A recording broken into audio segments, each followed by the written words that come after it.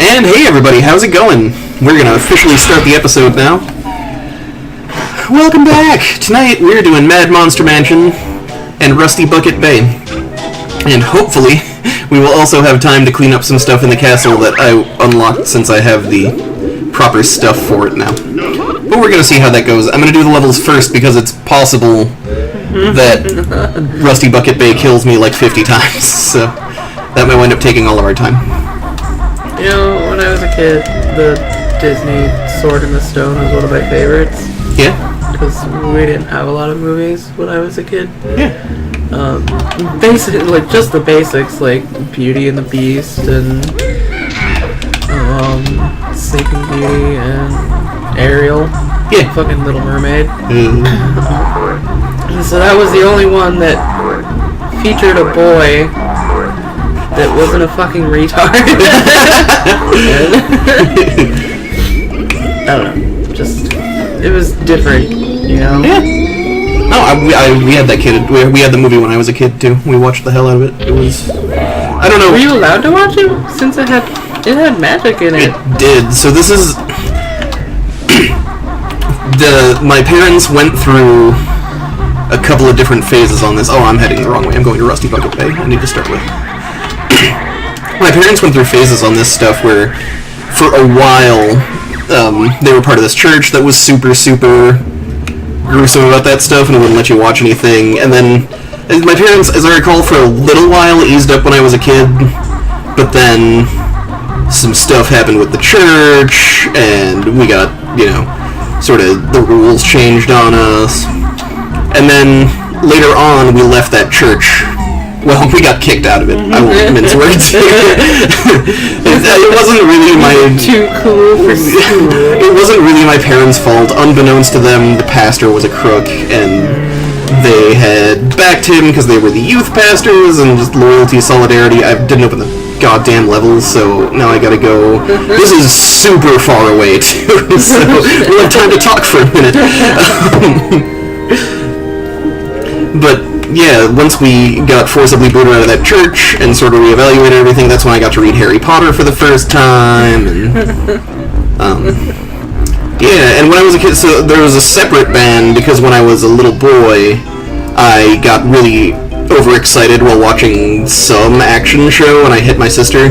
And so my mom was just like, no more of those dumbass action cartoons. And I think that's fair. Yeah. You gotta do Power Rangers, no. Yeah, and if your kid's genuinely having a problem with it, that's totally fine. Like, it's fair.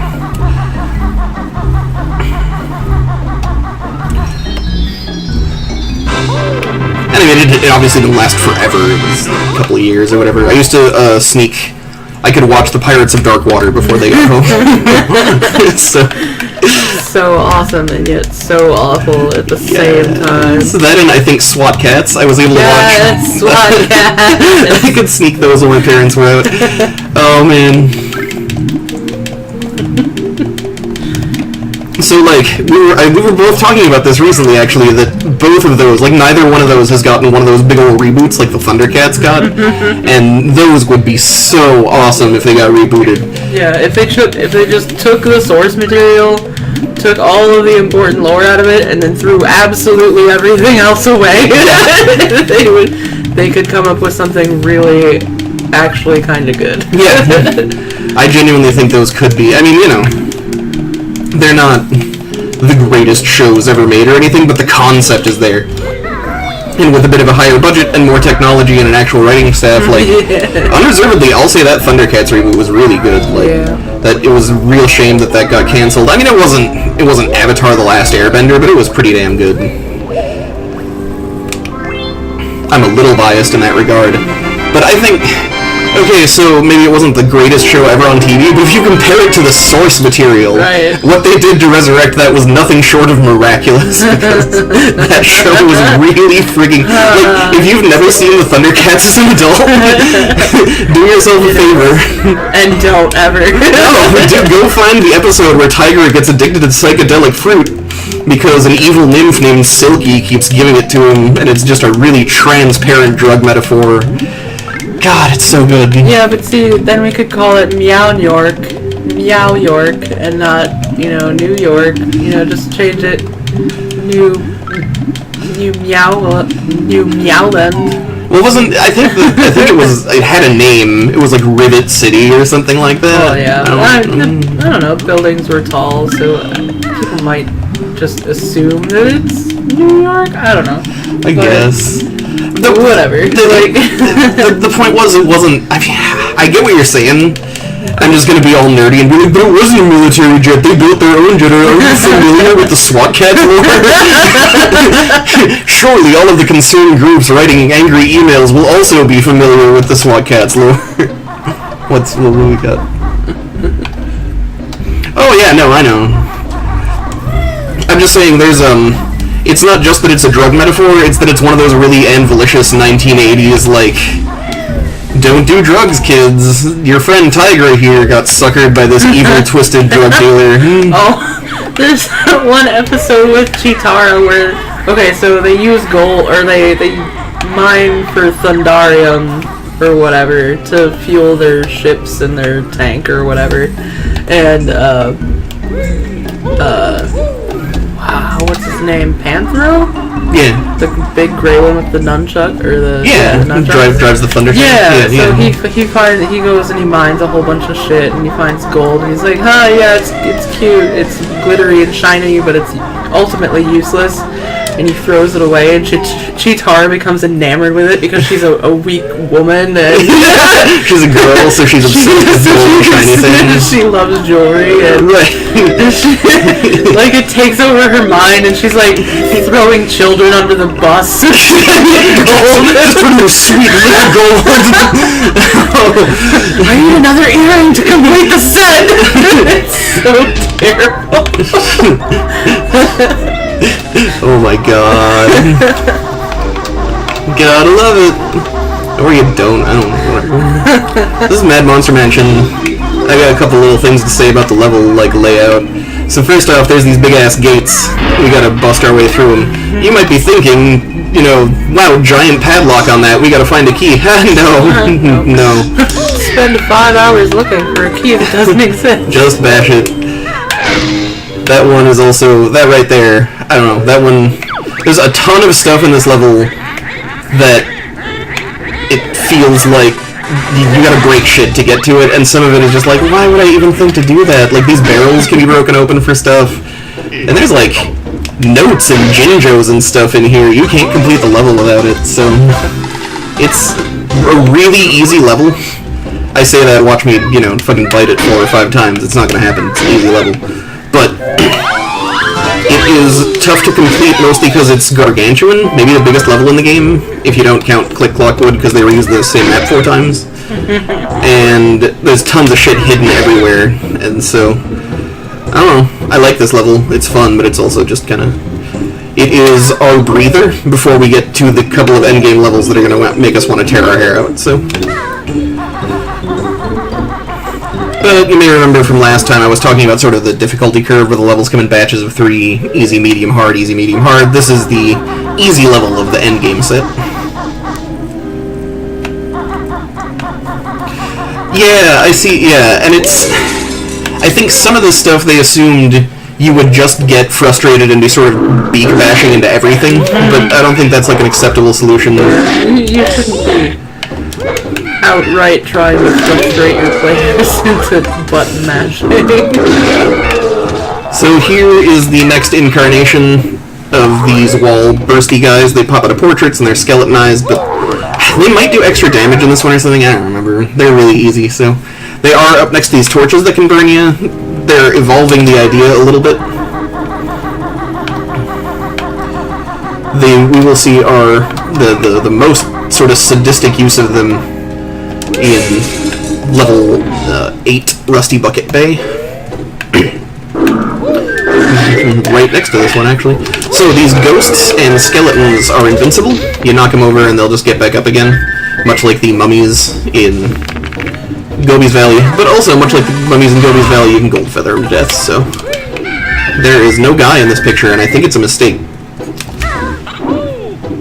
Some of the pictures don't have guys in front of them, but usually they're, not baited or whatever. So we start the level off by circling this manor. Oh god.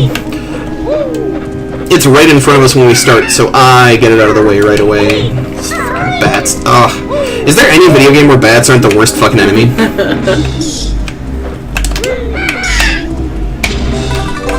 Bats are always awful. I think there's a TV trope about it called Goddamned Bats, because what else would you call it? Like Zubat in Pokemon. Right. Well, it's the same thing with, like, everything is worse with bees. Yeah. It's one of those universal. Bees fucking suck.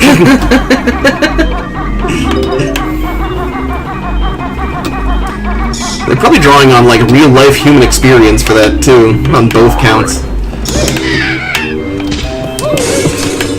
So it is super, super easy to miss stuff in these high windows. Okay, so this is a room we gotta come back to in... We're going to do... You can fall on the floor, it's fine. We are going to come back here in the animal transformation for this level, although this one is the only animal transformation that's not actually an animal. Fun little factoid there. You'll see what I'm talking about in a bit. Are we talking about Pokemon Let's Go, or are we talking about Pokemon Sun and Moon? Because if we're talking about Pokemon Let's Go, I don't know yet. If we're talking about Pokemon Sun and Moon, I got a whole 20-minute rant ready to go about that game. So.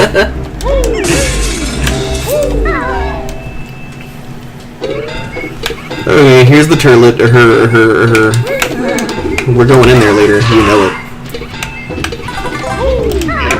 But first, we gotta get our animal transformation, because we can't fit down the pipe as a big old bear.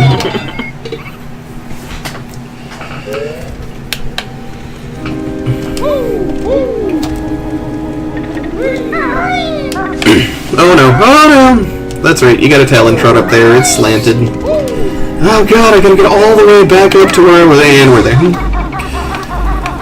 So, we gotta find the spring pad that gets us up to the roof.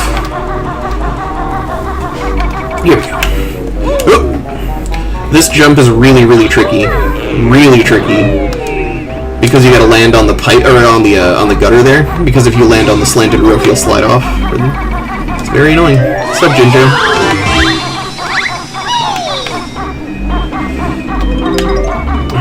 These windows are a real bastard. Ugh! Because you gotta get up, you know, in a position to hit them. And you tend to just, like, get flipped off. Let's see, Pokemon Let's Go. You can see the Pokemon spawn up instead of it being a random wild encounter. That's awesome. That sounds great. I am a big old fan of old school JRPGs, and even I'm like, the Pokemon random encounter thing has gone too fucking far. Yeah.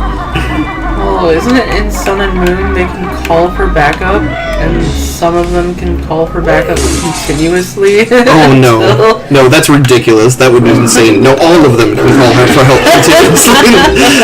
It doesn't take their turn. There's no limit on it, and you can't throw a Pokeball when there's more than one Pokemon on the battle. Oh my god. So I spent 2 hours trying to get your Caterpie and failed. And then I threw the game in the fucking trash. I haven't played it since. I don't think I'm missing anything. I'm really looking for somebody to tell me to get good at Pokemon. A series I've been destroying since I was 9, and that I really wish I had been recording, but I beat Pokemon White with a team that was underleveled by about 10 levels.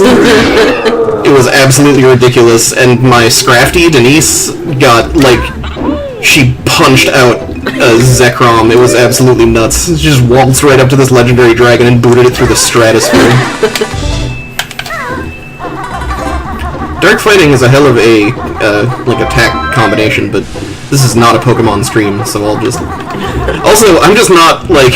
I've never ever played competitive Pokemon, and I have no desire whatsoever to start, so my meta-knowledge of it is actually very limited and shallow. It's just the RPG versions of them that I'm very good at. And just because I'm pretty good at JRPGs in general, which you may see if I ever actually get around to running, like, Final Fantasy III or Chrono Trigger on the channel. That's a ways off, though. Let's see, did I get both those windows? This is important, because we gotta come back later in a form that can't break windows and do some of these.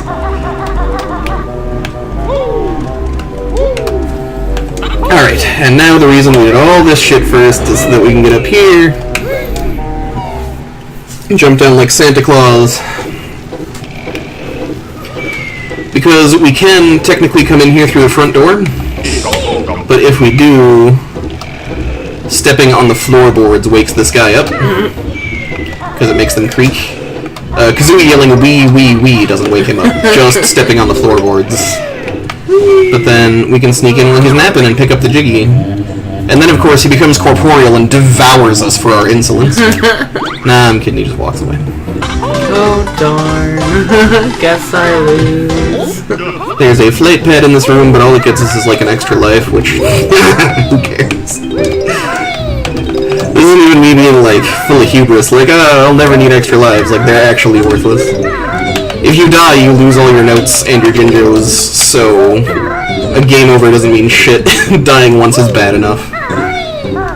You know, if you do game over, that just means you gotta walk back to the door before you do it, like the exact same thing again, so... That was a problem that pretty much all platform games had at this juncture in video games, like, life cycle. They carried over extra lives because they make a really nice reward for the player, but they didn't actually mean anything anymore. And, like, the Mario series took until Odyssey to figure out something to do instead that was actually sort of meaningful, but even then you lose 1-ups as, like, the collectible that you really, really want, and... I don't know, it took them a while to figure out other stuff to do. And this jump is pretty tricky. First try. Oh, that's right, I need eggs. There is a boss in the next level of Rusty Bucket Bay that uses, I swear to God, like 180 fucking eggs. Yeah. I actually think being able to Wonder Wing the undead to kill them is pretty rad, like flavor-wise. Since nothing else works on them, it gives it kind of a, you know, like you're banishing the darkness with your holy feathers or something. I don't know. Let's see. We need to open the gate for that, so I think that means we need to go around the other way. Those gates make routing this level really difficult, just because you can only open them from one side, the side with the padlock on it. Oh, no, I can totally do this. Sure, can I? No. I know, this is gonna be... it's gonna be a trial.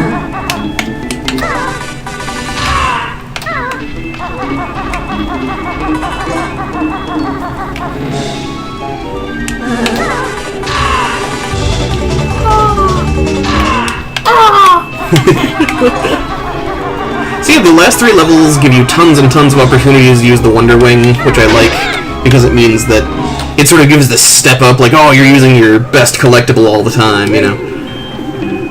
This is Tumblr. Tumblr the Mighty. Mostly known for his Doctor Who fanfiction, but... I get it! Okay.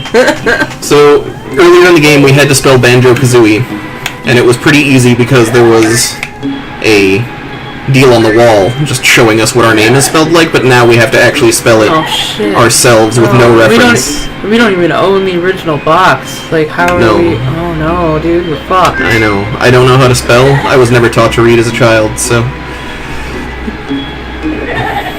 Never had much use for fancy book learning.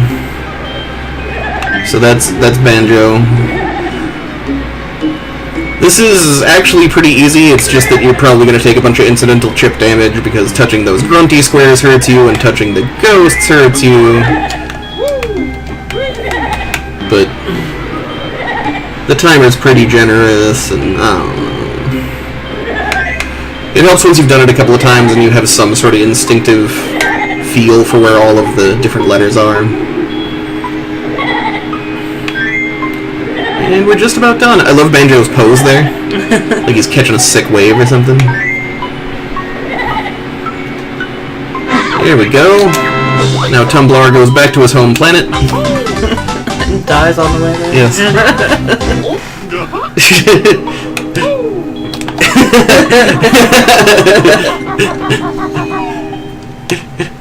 Yeah, but he paid up, I mean.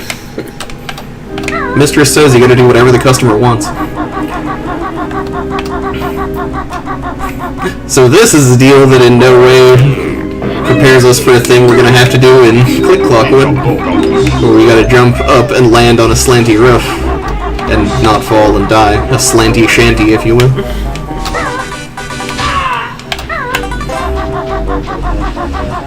Okay, and here's this gate from the right side. This one we can come back and do as the animal form, and it'll be easier because the animal form of this one is immune to the damage swamp in there. So we're gonna do that. It doesn't kind of look like you can, but you totally can.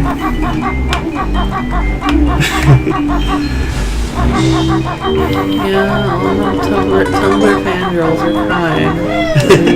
It was all their fanfiction. All of their Tumblrina friends. Yeah. Supporting their nasty Aragorn / Legolas fanfictions. I actually think the removal of porn from Tumblr was a really stupid idea. Yeah, well, you know. And it's not like the porn industry is huge or anything, right? Well, so the deal is that if there were certain, shall we say, like, communities of, shall we say, pornography that is outside of the norm of societal acceptability, and Tumblr was by far the best place to find porn for those. And I'm really sad for members of those communities. Not that I am one myself, mind you, just in solidarity to others. But it's gotten it's going to be a lot harder to find horrible smut for your, super depraved, super specific tastes. These are the flower pots that say fuck you. They say thank you, but the Nintendo censor kept hearing fuck you and made Grant Kirkhope record it over and over again. And what's funny is that I can totally hear it now. Yeah, I can. It's probably only because I was told that people hear fuck you that I hear fuck you. See it? Can you hear it? I have a super cool secret to show off, but I'm gonna do the rest of these flower pots and gravestones first, just to make sure I don't lose my progress on them. I don't remember if you do or not, but I don't think so. Oh boy. These are actually really hard to aim like this. Believe it or not, that was probably like the best I've ever done that. So, that's alright, because we're going to get a refill. Here's a little window with our picture on it, in stained glass. And within, a hoard of glittering delights. There's no notes or jiggies in this room, so you don't have to find it to complete the game. It's just purely like a, hey, good on you for looking out. Here's a special, like, recharge zone. The camera really screws you on that one guy. I only hit him because I knew he was coming. But that was great, because I was sort of running out of gold feathers and eggs. Which, I mean, I have, like, over half of each, but it's not enough. Particularly for the next level. Yeesh. And I think this is the last gate, so the whole level should be open up to us now.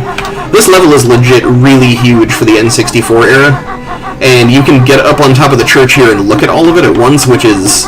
I'm actually not sure how they did that. It doesn't look like anything now today. Like, you're not gonna, like, shit your pants with awe or anything, but at the time it was like, how the hell? Super Mario 64 lags when the submarine is on the is on screen. And I have lag problems in the next level especially, just because the ship in Rusty Bucket Bay is so many polys for my completely legitimate Nintendo 64 system on which I am playing this to handle. Absolutely not an emulator. I managed to do this awesome texture upscaling on an N64. I'll post a tutorial for it later, asterisk. So, here we go. This is the highest point in the whole level.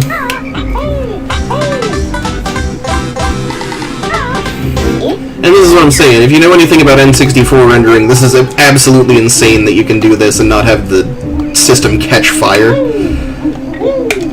It was similar, there's a really cool, sort of similar feel to the original Spyro the Dragon, Mostly because they had mastered a level of detail system before anybody else did.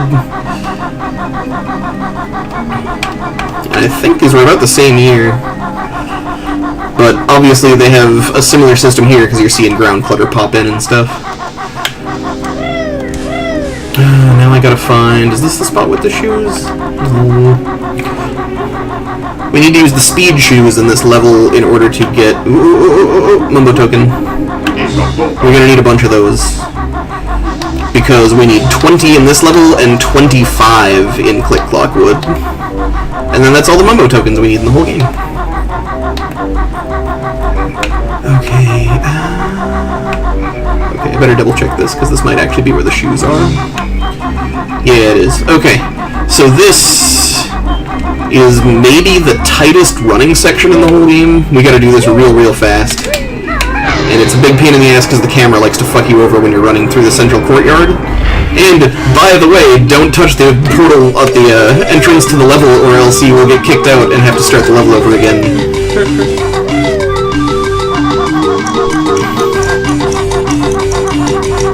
Whew! Yeah, you can just make that. And then we do the church, which is, yeah, one of the more lethal rooms in here, but mostly because there's some really big drops you gotta contend with on the ceiling. Jerk. Oh. You go squish now.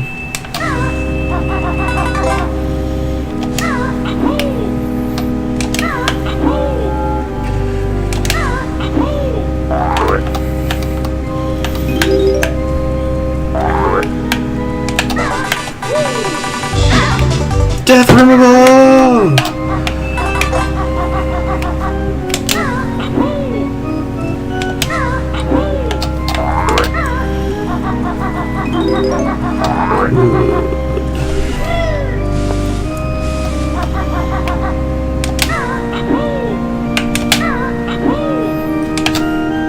We are tired. Yeah. My god. It's been a hell of a month, man. It's been a hell of a, like, 5 years, frankly. I would just kind of think this is how life is now. That's okay, though. I mean, we're having fun now. We're making good time.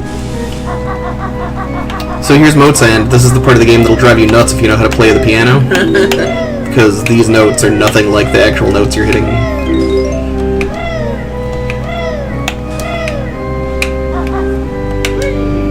It's fine. Just warm it up.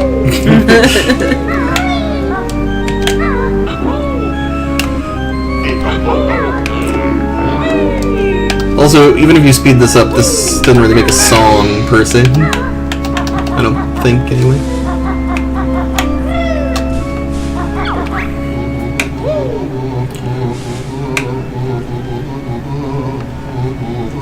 I think that's a masturbation joke.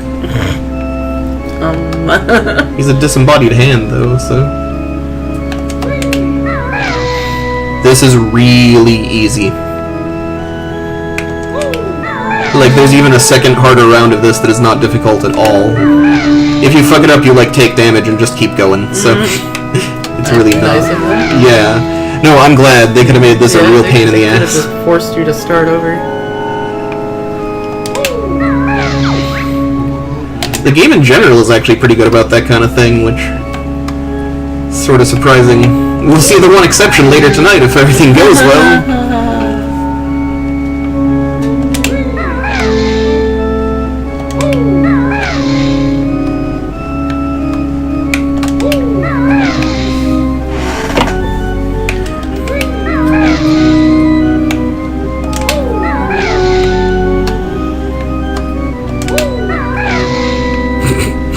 Like 1 microsecond after he hit it.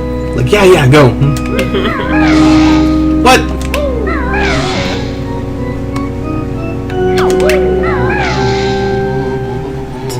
What? Oh, what happened? Like, I legit don't know what happened there. What the hell?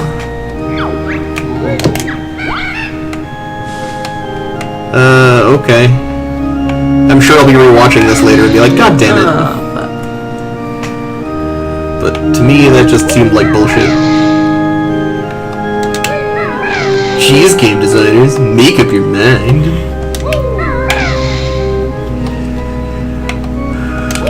Breakfast is ruined. Oh god, if anybody got that reference. Hi, new best friend.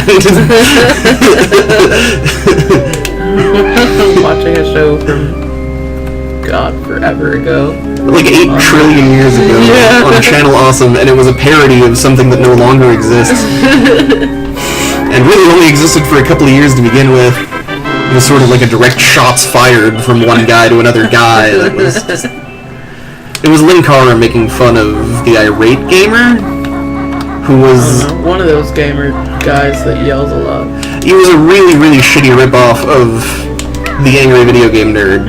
Which, to clarify, I don't even like the Angry Video Game Nerd, so when I say he's really shitty, I mean, like, yeah. But his deal was, he was terrible. Like, everybody hated him. He sucked. Even people who were sort of into the yelly, shouty thing, like, say, almost everybody else on Channel Awesome. And...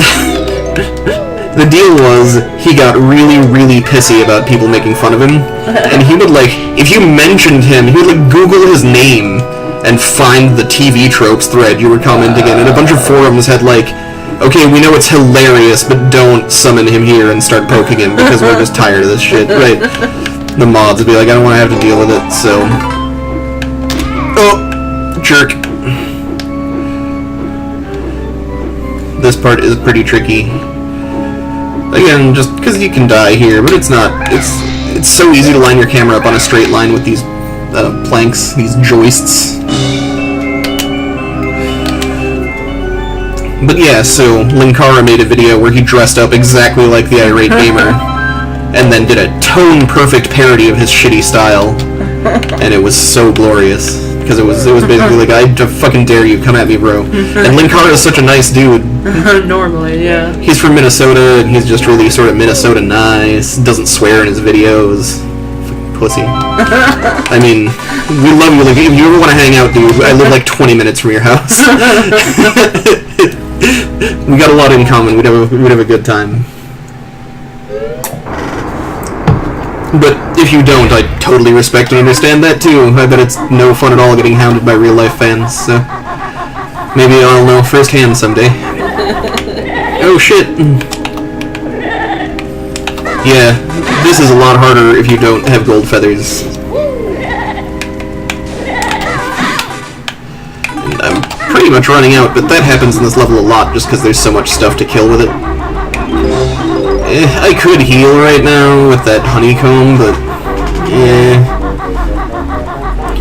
there's just not a whole lot of danger in this level, to be honest with you. It's sort of a pain in the ass to finish, but it's not really lethal, you know?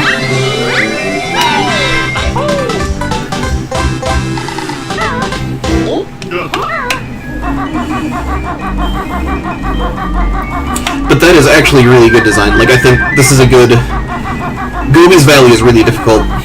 And then Rusty Bucket Bay and Click Clock Wood are on a whole other level.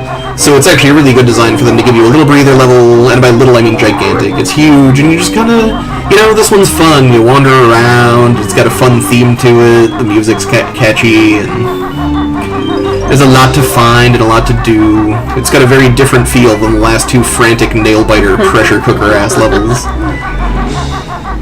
Now, before I turn into the animal form, I need to be really, really, really sure I'm done. Because, much like when we took the walrus out into the castle, we need to take this world's form out as well. And that means I need to be finished with everything I need to do with Banjo and Kazooie.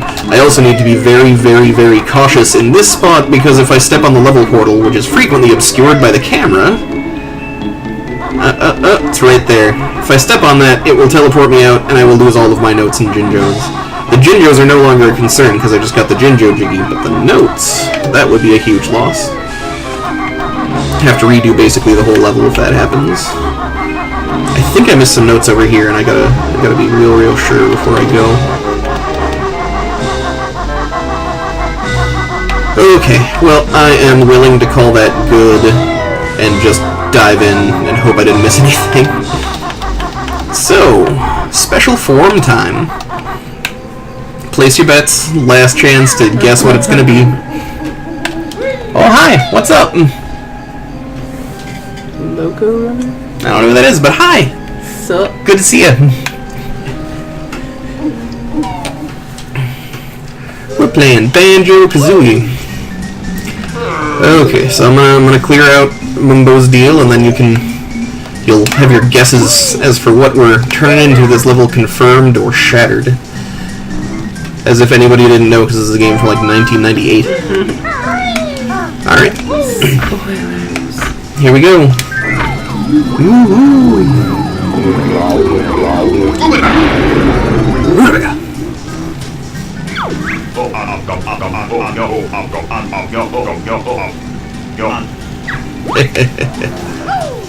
Yeah, he threatens to turn you into a pair of boots when you're an alligator, he threatens to eat you here, and he shows up to give Gruntilda flowers when you die, so I don't think he's ever actually been on your side. It's kind of just like, yeah, I mean, you bring me the tokens, I'll do a job for you. Very mercenary, this Mumbo. So, couple of things we need to do as the pumpkin. It is very much like... So the deal with the animal forms is that they're all pretty similar. It's nice that there's some variety and stuff, but mostly they're small, they don't take fall damage, and they can fit through tiny things, you know? Little gaps and stuff.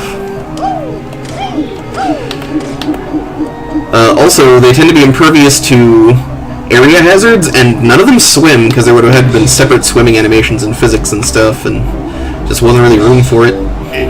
So, I guess the first thing we'll do with the pumpkin is go clear up the mansion. Oh! Or we'll fall. Boing.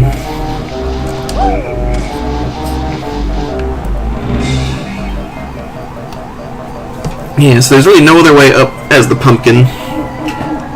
But we gotta get up here, because remember all those windows I smashed open earlier? We gotta get up into those places so we can fit into tiny crevices, get flushed down the toilet, etc., etc.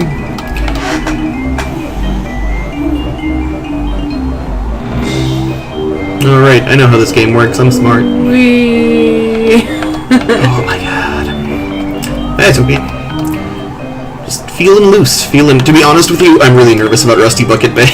I'm thinking about that, and I should be focusing on the level I'm doing right now, because, yeah.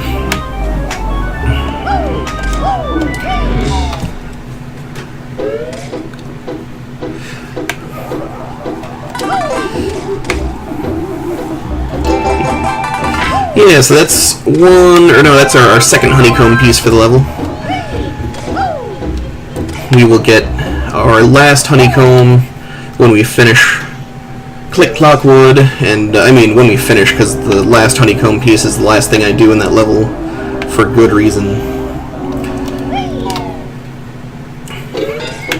And here we go down the toilet.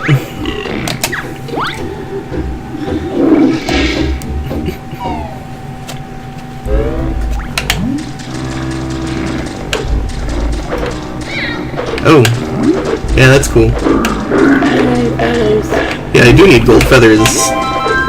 They're a little risky in pumpkin forms, so I can't kill these, but that's okay. Full refill. I think there's a Mumbo token in here too, if I'm not mistaken, but I don't know. I want to say we don't need every single Mumbo token from this point, but I really don't want to have like 23 Mumbo tokens when we need to do the last transformation, so...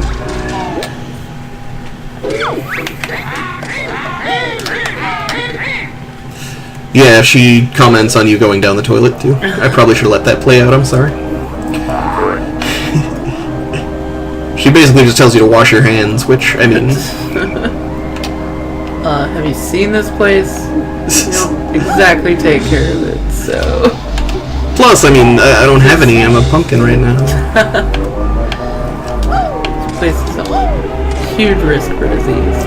Yeah, I think canonically this is actually where Gruntilda lives, so that's like her toilet. Yeah.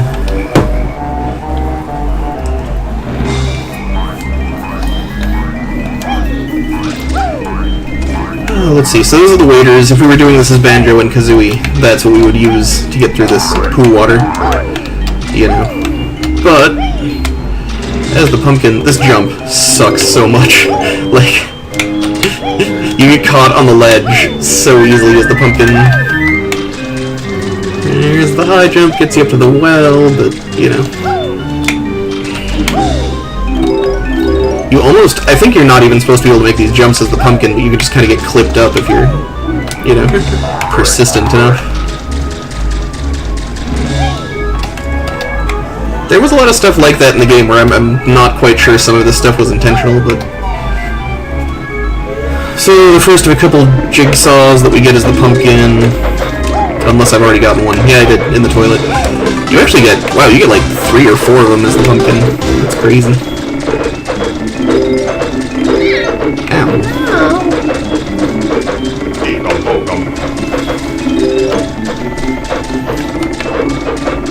Camera really gets to you in here. Yeah, as Banjo and Kazooie, you would have to do this while swimming, which is like... Yeah.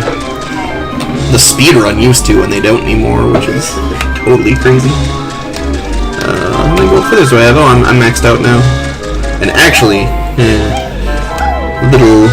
I haven't said anything about it yet, but we are absolutely going to totally refill our stock of them in a minute, so, or in a little bit. Oh, crap. I forgot to do something while I was on the manor. That sucks. Yeah. Yeah. That's okay. Our audience will be more than happy to watch me do this for like the 4th goddamn time. So. Love you guys. Each and every one of you individually.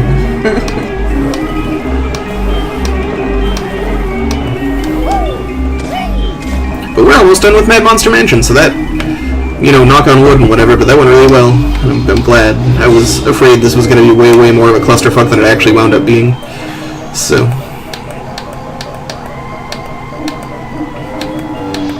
I missed it again. I mean, so. No, it's right over here. This should be real quick, and if we're real lucky, I didn't miss any, like, single notes somewhere, so... I had that happen in practice earlier today with Rusty Bucket Bay. I wound up with 99 notes and had to go search around for the last one. I knew, like, I found it pretty quick, but still scary, you know? So this took forever to find as a kid, because who the hell would guess you could just drop through there by standing on top of it? Alright, that is Mad Monster Mansion done and dusted. Now on to the fun bit.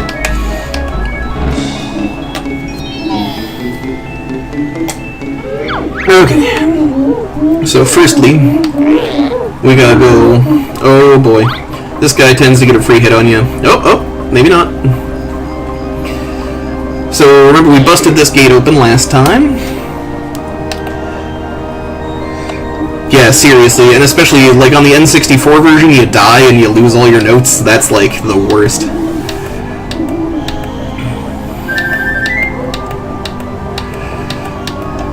And especially in the later levels, Click Clock Wood and stuff, you can be really, like, you gotta scour that place if you miss some notes. Okay. So we sneak in is the thing, we gotta sneak around this guy. Mumbo was in here for whatever reason. Turn you back into a bear, Yeah, like I said earlier, I'm about to refill these, so I don't care too much if I lose a couple. Although, oh god, they love to do that. They love to hover right up above your, you know. They don't like to walk into it for whatever reason. So this is a mechanic they introduced super, super late in the game, where there are these switches. Oh, behind the chair? Cool. Nice, thanks. Mumbo token, I didn't know about that one. We do have to change back, though, because we gotta get the red feathers spell.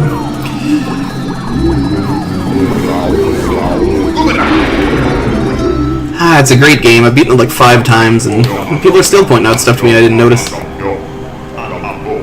Yeah, threatened to eat me again. Find a new joke. So there are 3 magic spells in the game, we have 1, and we're gonna get 2, like, right back to back, so... It's important because we really need the last one for the last couple of levels. Plus, just, since we have to go all the way back to Treasure Trove Cove to type them in, it's, you know, better to do the last two in a batch rather than having to go do it and then do another one. Yeah, I'm getting there. This is definitely in the like top 10 or something. It's very, very fun. Like vastly better than its own sequel, which is usually something you can't say. I've said it before, I don't think Banjo-Tooie is awful, it's just not near the same game, you know? So this made me rage quit as a kid, but... and by a kid, I mean like a couple years ago. Yeah, I don't understand why anybody puts narrow passages in a game where you can barely control your character.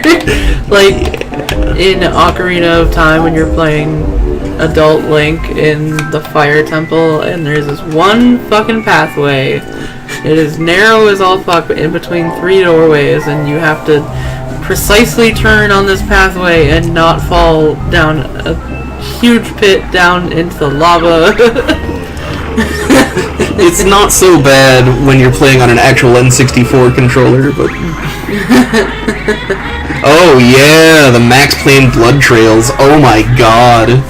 Yeah, I love when games that aren't even about platforming or something. Like, I'm a platformer now. Zen and Half-Life, like the original Half-Life. Similar problem. So this is Red Feathers. We're gonna get double the flying time. Or double the flight capacity. This one's helpful. They're all really helpful. The last few levels really tax your inventory, so... I also love these because they're super well hidden and they're fun to get. There's Brentilda, which means that we're going to have to come back here as Banjo and Kazooie. If you thought crossing as the pumpkin was treacherous... like, fortunately, since we have the spell, if we die now, it's not a big deal, because, you know, we've got the spell, so... We'll just sort of get warped back to a safe-ish place, like that door over there, and just continue on our merry way.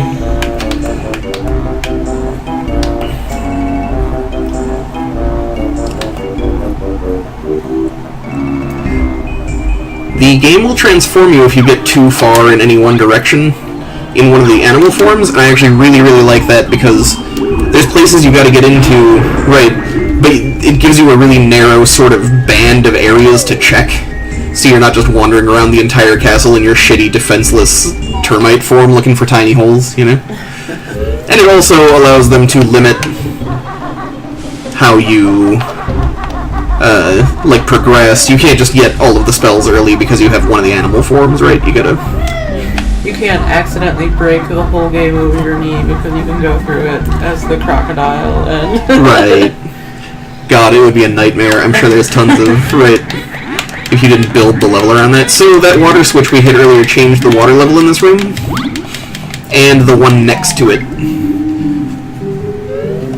And I'm actually not the biggest fan of this because that means if you didn't think to beat bash that gate at random earlier, you just can't reach the last couple of levels at all. And not gonna lie, as a kid I never beat the game because of that, because I never found the first water switch, which is required to get the second water switch, which is required to do friggin' everything, so I think it was a little too well hidden, personally.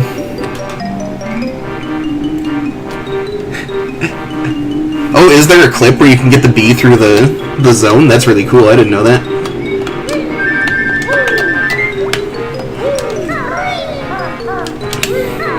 I'll bet that causes some problems, actually, just because being able to fly up really high and stuff in areas they didn't intend you to, that always causes difficulties.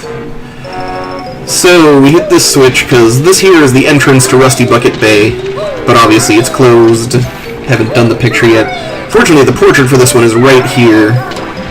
The portrait for Mad Monster Mansion is like on the other damn side of the castle from it, and the portrait, particularly for Click Clock Wood, is extremely... That's like the most involved one, right?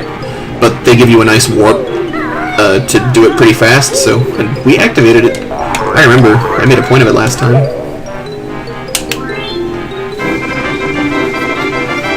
Almost. I'm gonna get the gold feathers first. If you can. I'm pretty sure you can.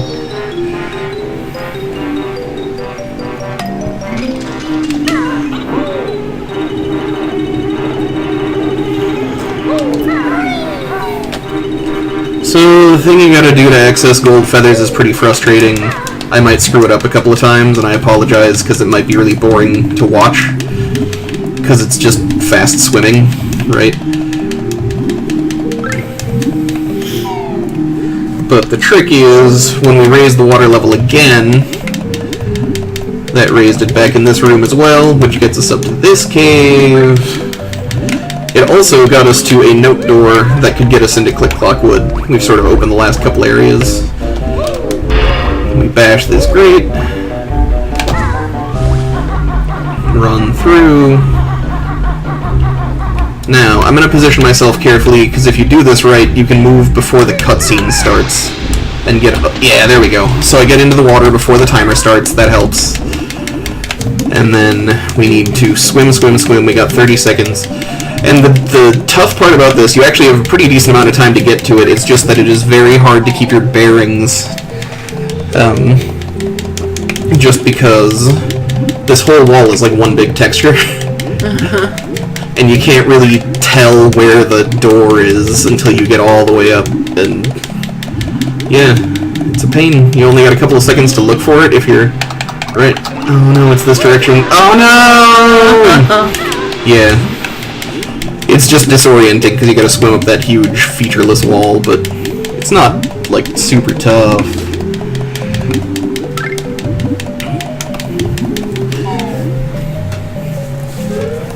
Yeah, ceilings without collision, I imagine, would cause issues. There's a lot of that stuff where they just, anywhere they didn't expect you to be able to get.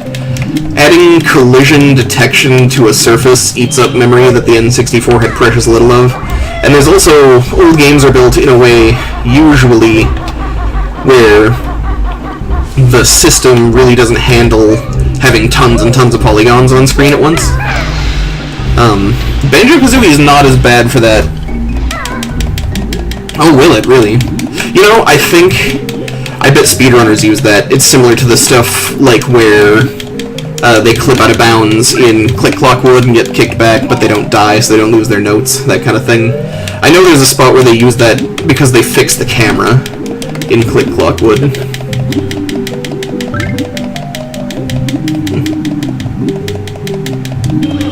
Okay, we made it this time. It always takes me one to find the damn, you know... It's like how your first arrow just kind of sets you on the target.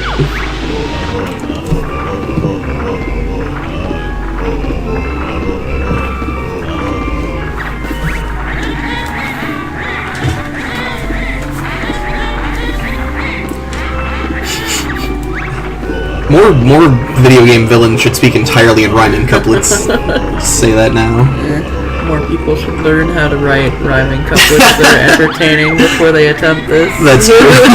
Yes. They really should. Everybody should. It's a great skill to have. So many applications. So many applications. So it is just the one. No, man. If you learn... God damn it.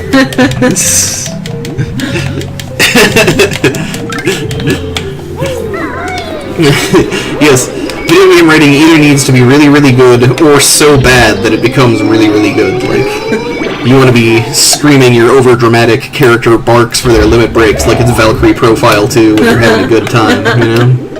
In my hand, the creator's sword that calls eternal sleep. Oh, what spell was that? That was Earth Render or something. I think he kind of yells that like before half his attacks, so... He had another one too, but I can't remember. Special service. I increased my attacks by 20%.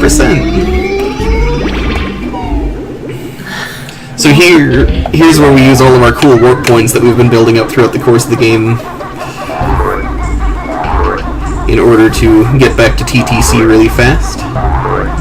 And I'm going to scoop up some eggs, because I'm about to need a crap ton of them for Rusty Bucket Bay. There's a boss fight in Rusty Bucket Bay that, yeah, I think I said this earlier, it uses an absolutely gargantuan number of them. You don't have to fight it with eggs, but... What am I, like, good at this game? No. Plus, it's not like the speedrunners learned to do it either, they just clip through the boss and steal the Jiggy, so...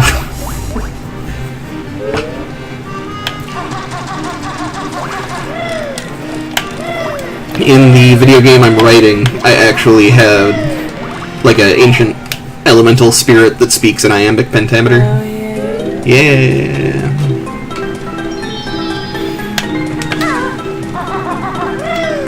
Yeah, I could, but trying to show the game off, you know? Yeah, if we wanted to speedrun, we could go onto the YouTubes and find a speedrun. Yeah, I'll never be anywhere near as good at Someone who's that. already got a world record. I don't know, I guess I like to show off tricks in the game sometimes. Like, I was showing off that clip earlier with the sarcophagus. So, it's not entirely outside of my milieu, I don't know how to do it. Never practiced it.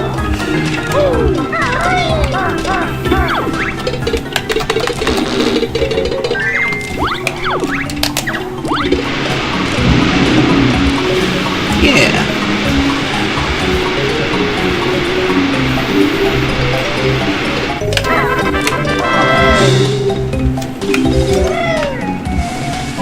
So, I don't know if we can type in 2 back-to-back. I hope I don't have to, like, leave the level and come back. I've actually never done it this way before. It just occurred to me that it would be better to do.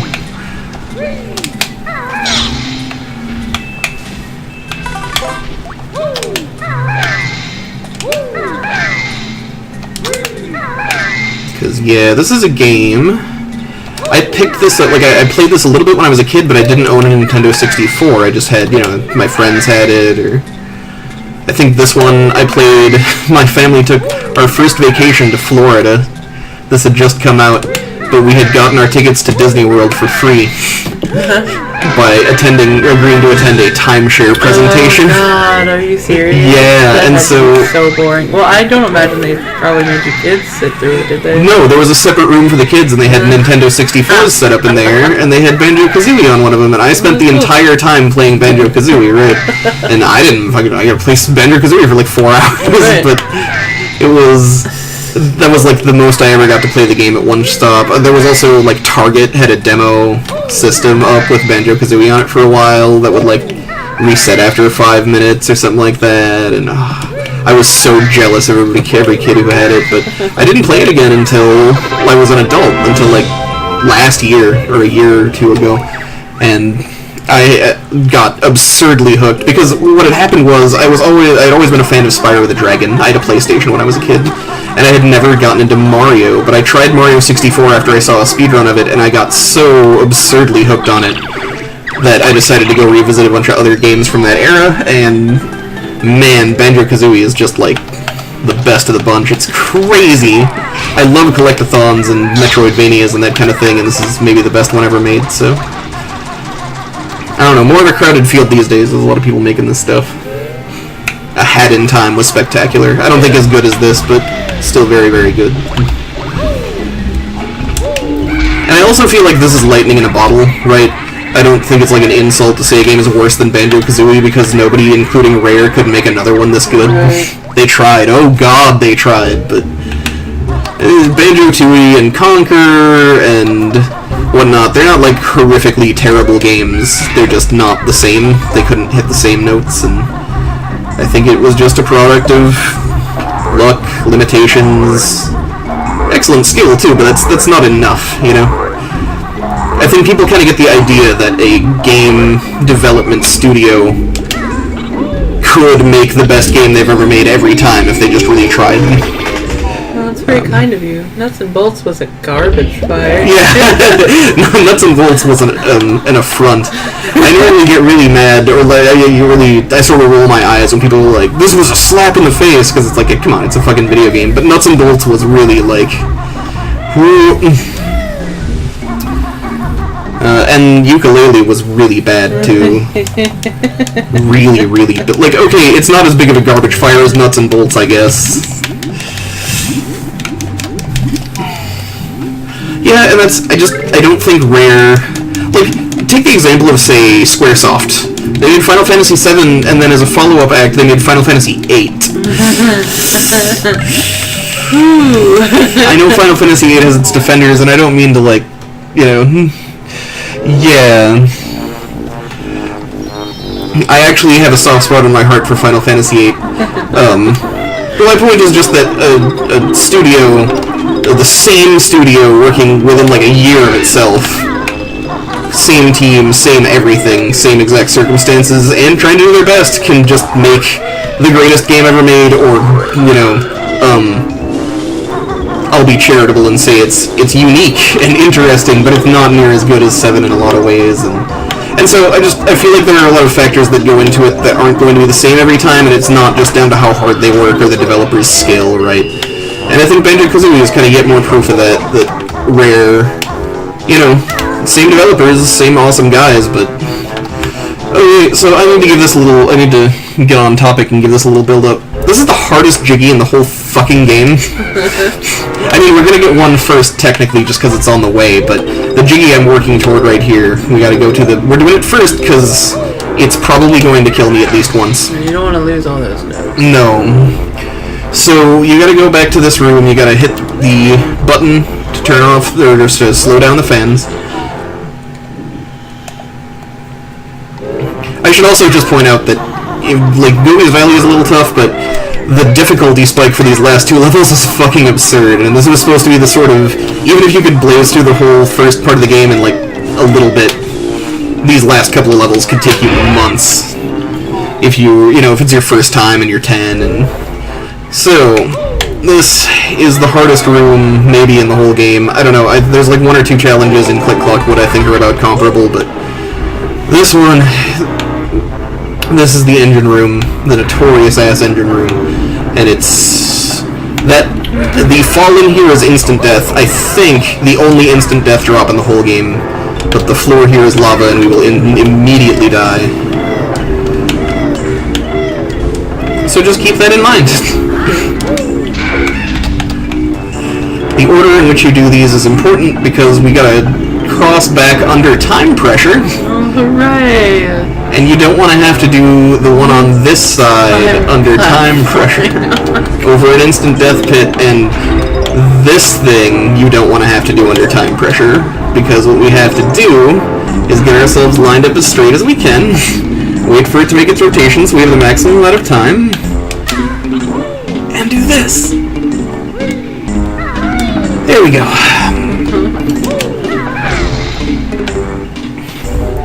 So this slows down the rotors on the back. Once we hit the second one, they slow down enough. They will kill us otherwise if we touch them. Oh boy. So the thing that makes this room really, really bad is that if you're near the edges of it, it will very frequently... First death. There we go. If you were near the edges of it, your camera doesn't want to straighten out. So... Yeah, thanks, Grunty. Taunt me. Keep me down. You are the villain, after all. So, that was fun. Let's do it again. Yay! Probably not the first. Probably not the last time that's going to happen, but we'll hope. That's why we're doing it first, right?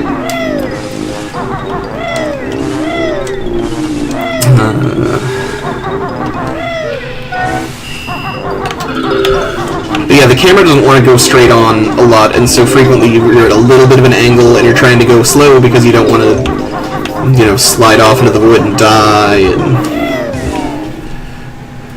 and yes, we have to do this whole thing because the fans slow down and there's notes in here. Or the fans speed back up, we gotta hit the button again. And there's notes in here.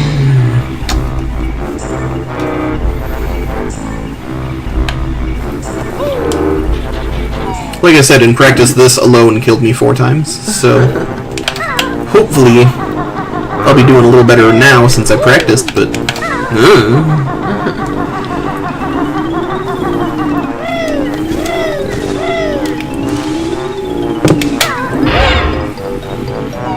I love the soundtrack in this level, too.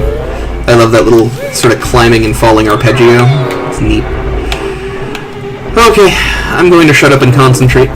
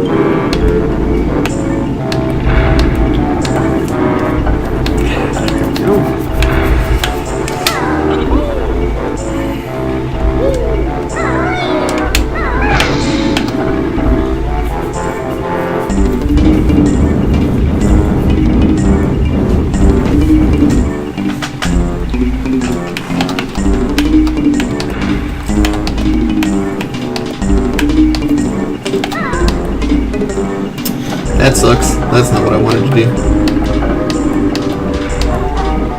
Yeah, that's a common and fair criticism of any N64 3D platform. Yeah, oh no! For the same, I could have saved that and everything. I feel bad about that one, that sucked. Yeah, these were like the first 3D games, you know, so they had to create the camera systems from scratch, and I think it's actually kind of miraculous that some of them did as well as they did. It's sort of playable if you just constantly manually adjust the camera, but if you play like Bubsy 3D or some shit, not the case. Or even like the original Tomb Raider, I don't think people remember that. That was a train wreck. Tank controls. Yeah, tank controls were. At least Banjo-Kazooie has a reliable, useful snap the camera behind your back button. That's very nice of them. Yeah, like the Ocarina of Time Z targeting. Very useful, allows you to lock onto the thing you want to hit. Yeah, and just get the camera behind your back so you can walk a straight line. Like, that's so... I can't tell you how much of my time in Super Mario 64 is spent just standing there adjusting the camera before my jump because I got it right. You gotta do it by increments. ... Super Mario 64 is maybe the best game ever made, but I didn't think so when I started playing it, but now I'm like, holy Christ, you know? It's... Well, okay. I think in the context of the time it came out, it might be... I actually kind of think Super Mario Odyssey is better than Super Mario 64, which is kind of heresy in the old fart circles I hang out in, you know? But having played a bunch of Odyssey now, I think it really is better. But 64, there's just never ever going to be another game like ever again, because Odyssey's good, but it's good in a different way, and I think that's kind of inevitable. And 64 is sort of the grandpappy of the 3D collect-a-thon platformer thing, but it's very different than most of them. I actually think most of those games have more in common with Super Metroid than they do Super Mario 64. But I will get into that when I'm playing Super Mario 64 after I finish Banjo-Kazooie. Yeah, see, the thing is, I mean, I didn't play either until I was an adult, and I kind of expected them to be rougher than they were, I want to say, right? Like, oh my god! Alright, yeah, that's a new note, high score. But I want to say, like, it's... Part of it is surely that I played games like them as a kid, and I was used to sort of their bullshit, right? Because I agree, like, part of the reason I'm doing these on stream is because there's no way in hell I'll be able to get my friends to play these and then just experience them. Right. So it's kind of a vicarious deal. So, right? Yeah, N64 camera controls and controls in general were kind of shit, but you grew up with the Sega. Yeah. And those were, I don't want to say worse, but definitely different in enough ways that... Yeah, okay, so I gotta concentrate again. We're about to start the timer, and then I need to get to the rotors at the back of the ship in 65 seconds.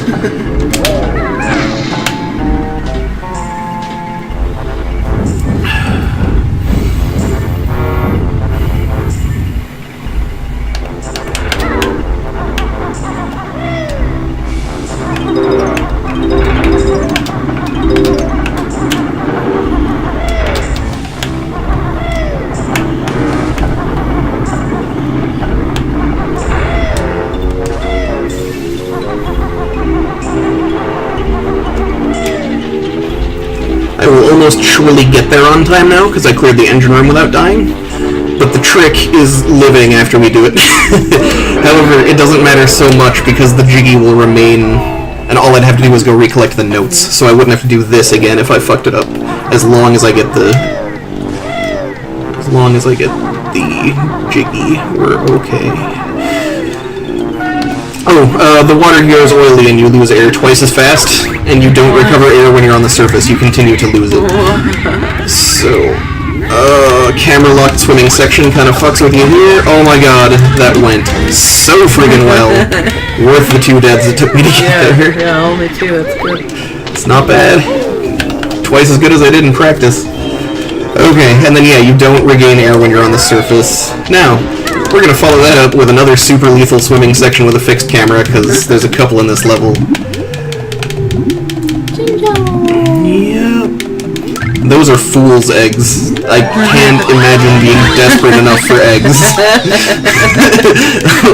Oh, Oh no! Okay. I said on Clanker's Cavern that I'm not the best swimmer in Banjo-Kazooie, and I stand by that. Oh, yeah. Okay.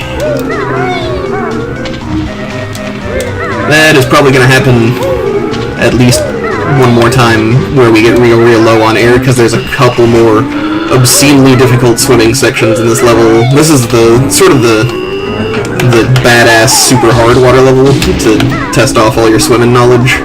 Snacker the shark shows up, like...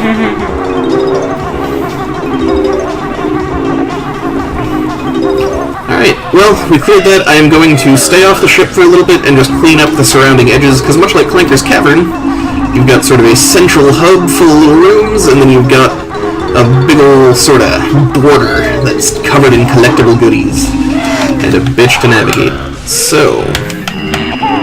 And actually, you have to get on the ship in order to get to the last little section of it, but it's okay. We've got a jiggy that'll get us on there sort of organically. Ooh, I forgot about you. Hi.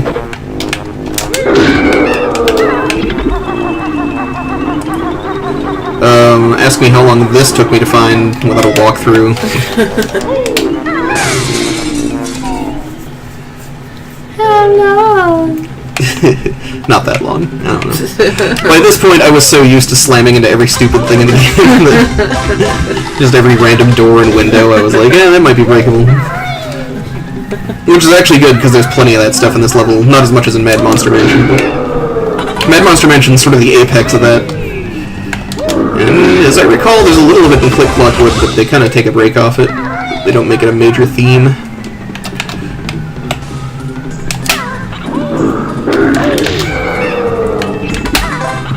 That's a fun backflip because you do it in midair. I'm not sure it's even necessary, but... And then we want to spend as little time underwater as possible. Now, if I recall correctly, this puts us out... There's another swimming section right here. Yeah, so there's a dolphin trapped under the anchor. And dolphins always help humans lost at sea.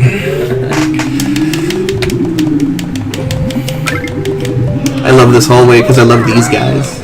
They're fun. The timing on them is delicious. There's a little audio cue to work off of, and you feel like a real badass when you do this.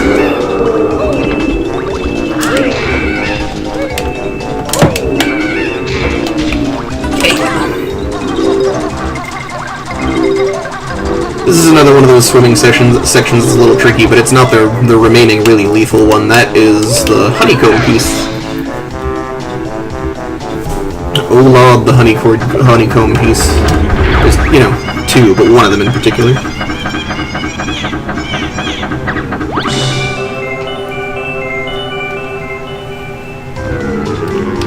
Friend dolphin. Only he can help you swim. Yeah, let me grab onto your fin, dude. You're super fast. You probably control better than this bird. I didn't mean Kazooie. You're awesome. I mean, when you're on land, doing bird things. Yes. Not swimming. Just keep swimming. See, people may have noticed I've been cheesing the you lose air while you're on the surface of the water thing by constantly jump flapping. That I would have been doing anyway, just because it's actually faster than swimming on the surface. This ledge is a pain in the ass. In fact, everything about this little corner is a pain in the ass. So, maybe you can see in the bottom left-hand corner that hole down there? That I want to give the title of Best Hidden Thing in the entire game. Because it blends in like crazy, and there's a honeycomb piece in there. And we're gonna try to get it right away. But this is another one of those fixed camera swimming sections where the perspective kind of... Oh, there we go. We got it. I didn't have to make excuses at all. I got it in one go. So the water in here does not appear oily, but it's just as lethal as everywhere else. Alright, we want to do the other side first. Because there's a button over there that spawns the honeycomb. Me want honeycomb! Yeah, remember that? It was like the worst cereal mascot ever, and that's quite a feat. That's a crowded field of garbage. Right. I was about to argue with you and be like, I think the Cookie Crisp dog and prisoner escaped convicts. The cookie. What was it? Just as bad, if not worse. What was it about marketing at that time that was just like, our cereal will turn your children into meth fiends? Like, was that real big with moms of the day? It was like, awesome, my children become selfish and cruel. He'll tell that church rabbit to get fucked if he wants even a crumb. Like, here's Snacker. I actually like that there's a flag with a picture of a ginger on it so that you can see it from far away. And then there's a hole in the oil fence we gotta get through over here. But Snacker won't follow us through, so... That section's done. Well, that was one that I was a little worried. Like, that and the dolphin both have a teensy chance to kill me just if I fuck the swimming up really, really bad. But it went really well this time, so... That is most of the really dangerous, difficult shit in the level done. That box boss can be pretty bad too, but we've got enough health that he should be pretty pushover. I hope. He gave me a little trouble in practice is all, but I was missing a whole lot of my egg shots in practice too, so... Oh! Yeah, it wasn't great. Is there a ladder on that other side there? Mickey, you seem pretty knowledgeable about the game. Oh, there's a time delay on the stream. He won't be able to answer me for a few seconds. Oh well. Good on you anyway, man.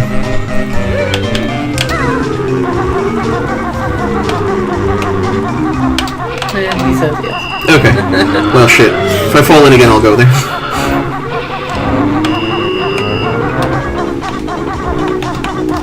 Oh, the camera. You know, the camera controls aren't even, I think, like the problem, nor is it like the default camera is too lazy or whatever. It's the way it, like, snaps around if it gets too close to something or whatever. They didn't have good ways to... Like, nowadays, a camera will, like, show you a silhouette of your character through a thing, or make objects more transparent if it gets up close to them or whatever. In the N64 days, they didn't really have a good contingency for that stuff, so sometimes your camera will just, like, get stuck in a pipe or a wall or something, or... Like, those rotors in the engine room, I'll frequently make the jump through there and then just have the rotors right up against the camera. And... Yeah, and so kind of your two options is to give the camera collision so it doesn't end up inside of a wall, but on the other hand, it has to snap around a quarter of a wall. Yeah. Well, and sometimes giving the camera collision backfires spectacularly, too, because it will get bumped into stuff and not follow properly, or whatever. Okay, so that crane that I just walked by, we're going to do in a second, but I'm going to do these containers first. It kind of doesn't matter too much, because we're coming back this direction anyway to finish off. We have to get onto the ship, and then take it back to get to the end of this sort of area. You'll see what I mean in a minute. This room is nice and relaxing and easy. I like it. It's a good way to psych myself up to the shit I'm about to have to do, so...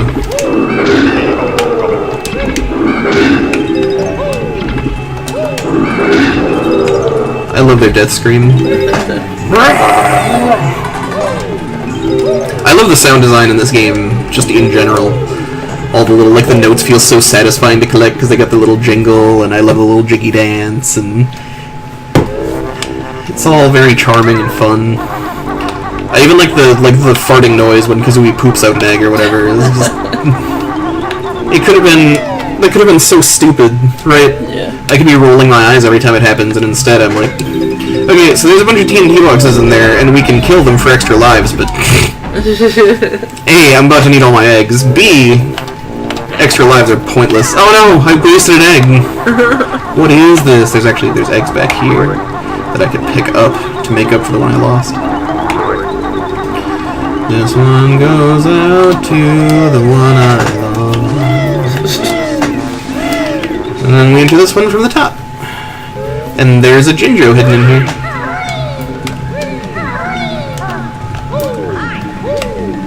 So, I don't know that it's actually ever going to come up, but these pirate guys, these sailors, are technically tougher than the regular goblins from the rest of the game. It's just that Kazooie's Rat-a-Tat Rap does 2 damage, so it doesn't matter. She kills them in one shot anyway with it. One of the many, many reasons to just ignore all of your other attacks and Rat-a-Tat Rap everything.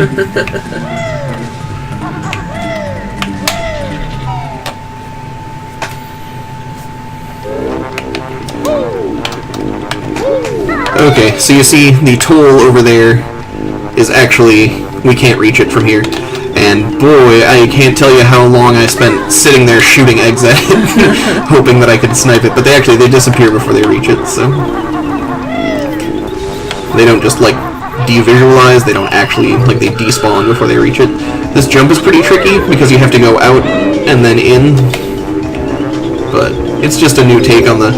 I'm amazed at how much they did with the shock spring pad, given that it's just a high jump button. Yeah. You know? Like, the little delay they give it, and the fact that they let you move first and stuff, and they really, really expect you to utilize all of it. It's very cool. So, we are on a timer here, but...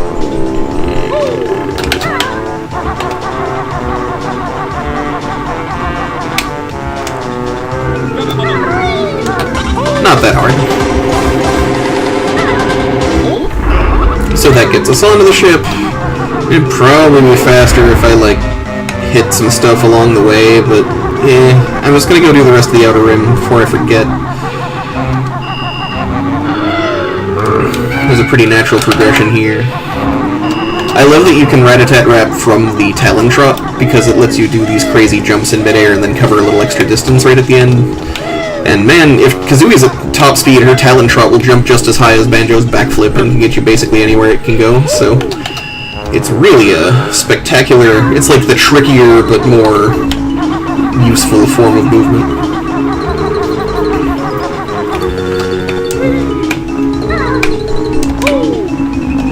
And we'll cause some property damage with this one.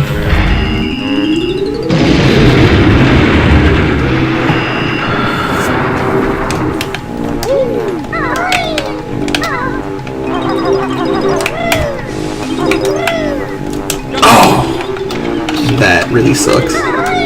That's okay. I didn't open the stupid toll gate, so it actually is terrible. But I'm gonna make up for it real fast. Don't worry. God, I hope I can get onto that crane from now that the TNT is gone. Yeah, so this hasn't been an absolute, like, clusterfuck or anything, but it definitely didn't go as smooth as last time. I had a crazy legendary run last time. That was great. Or maybe I'm, like, remembering it as better than it was. Maybe I'm doing just fine. Probably screwed up a couple of little things on the last one, too, you know? Not that big a deal. No, I'm not going to finish the game today. I don't have a lot of... I'm going to do this. I'm planning to race Mr. Vile and stuff.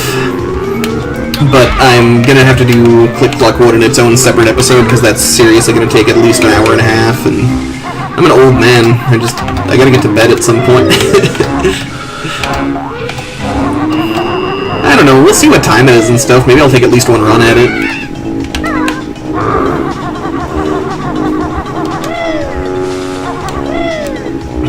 It's gonna depend on how a couple things go, I think.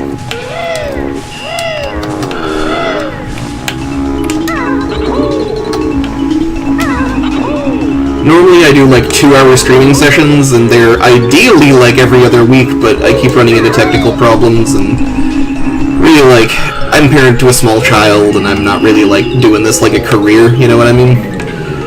But it's great to just hang out, play some video games, and have people to chat with, so...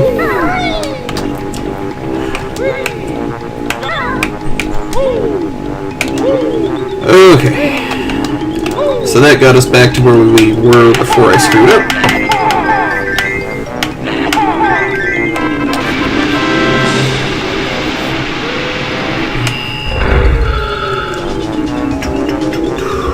We'll open this way back. I don't actually ever plan to take it, but if I need to, it'll be nice to have, even though it's... I mean, look at that.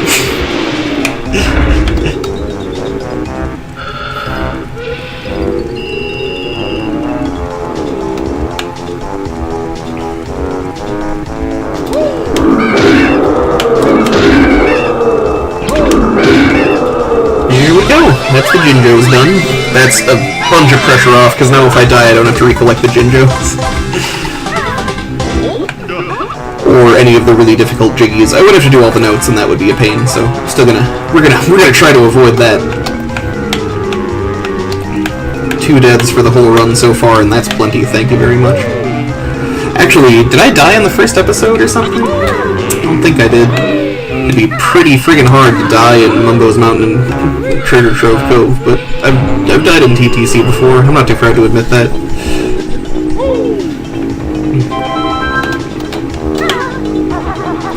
Oh, that's right, I gotta make the jump to the witch switch too. So, if you do this legit, it's actually a really, really difficult jump.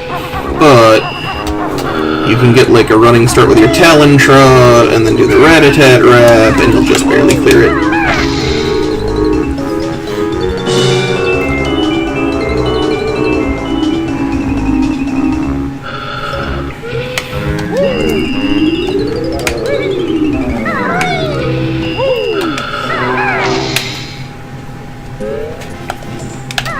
Okay, so here's Big Boss Guy.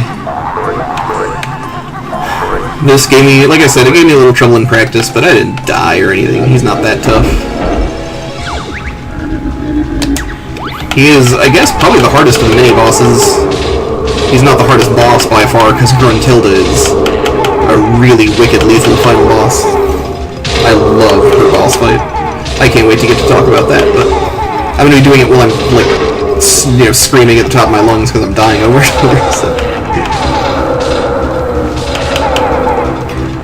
So, the reason this guy takes a bunch of eggs is because you do this. You just juggle him, forever.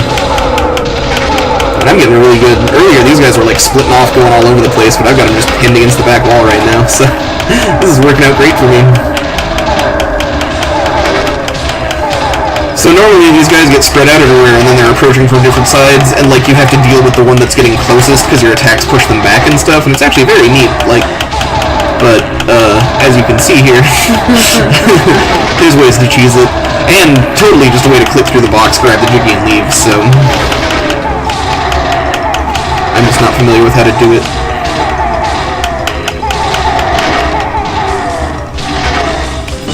And there we go.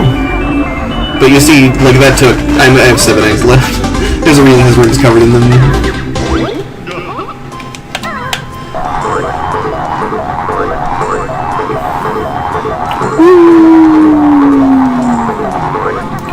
Egg bonanza. I'm gonna make so many omelets. I could really go for an egg bake right now. Yeah? Like a quiche or something, maybe? Yeah. Some bacon, sausage. Onion, mushrooms, shallots, green pepper. Well, a little hot sauce.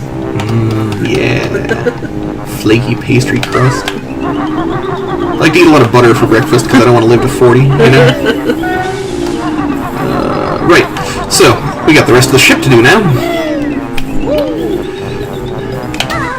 That's actually going to be kind of a breeze compared to, like, I did all the hard stuff first because you don't want to die, But I will say some of it can be a little, this I never would have found on my own, but some of these you can break open and there's vital, vital stuff inside. And actually, once you know it, you can look and it's pretty easy to tell because the ones you can't break are just part of the overall texture, and the ones you can break intentionally or not stick out a little bit because they have to be breakable textures on a different layer.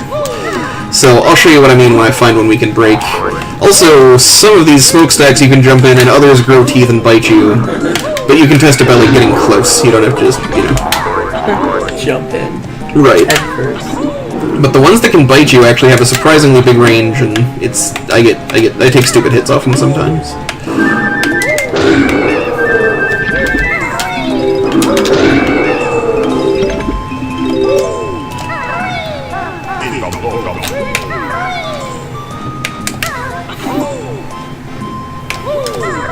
Oh boy. I don't like this jump because the perspective is kind of screwy. Makes it look like that pipe is closer than it is.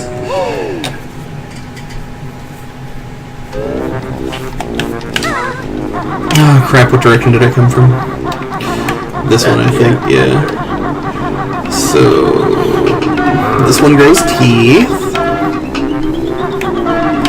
Yeah, so see how this one, like, sticks out? As opposed to... Okay, that 312111, that is a code we have to remember. It's, I mean, I have it memorized anyway, it's the same every game, but it's, we have to mash it in on a keypad later, or a big, whatever. We sound bells. So here's the cabin. There is... one of these sailors has a picture of Conqueror's girlfriend next to his bunk, like a poster. Yeah, that was a ton more like almost furry porn before the Nintendo censors got to it. So yeah.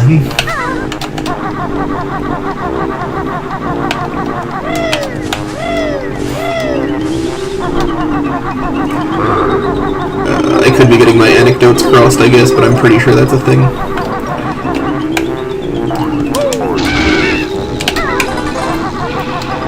Nah, what the hell, I'm right next to it. Let's just do the smokestacks. There's just some notes and crap up here, it's, you know.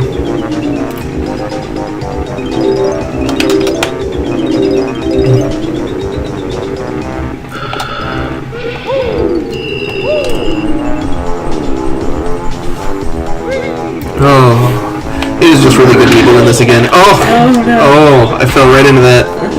That was dumb. Started talking and lost track of what I was doing. Yeah, the fatigue is really getting to me. I don't think I'm going to be running Click Clock Wood today. Ooh, I would not do well. And Click Clock Wood is so brutal. Like, if you die halfway through that, you're out an hour, you know?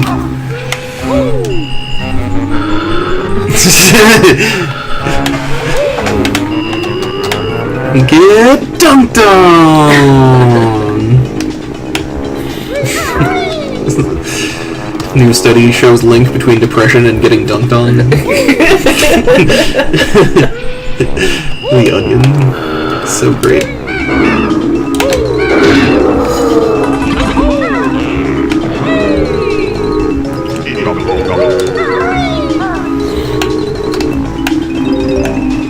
Yeah, see how like, the camera gets stuck on the smokestack back there so you can't line yourself up perfectly?